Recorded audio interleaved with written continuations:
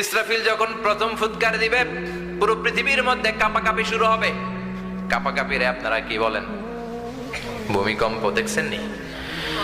এজন্য আল্লাহ বললেন আল কারিআতু মাল কারিআতু ওয়া মা আদরাকা মাল কারিআ ইয়াওমা ইয়াকুনুন নাসু কাল ফারাশিল মাবথুস। সেদিন মানুষগুলো পতঙ্গের মতো নিক্ষিপ্ত হবে।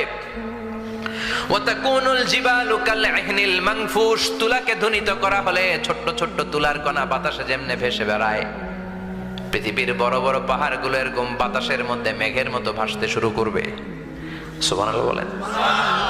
তুলা পিটায় না এমনি, পিটাইলে দেখবেন কিছু পাতলা তুলার কণা বাতাসের মধ্যে ভেসে বেড়াচ্ছে। এটার ফু দিলে আরো উড়ে, বাতাস পাইলে আরো উঠতে থাকে, কই যে যায় নিজেও জানে না। ছেড়ে নাই, পাহাড়গুলোর কে এরকম তুলার মতো ধ্বনিত করবে কে? মানুষগুলোকে বিক্ষিপ্ত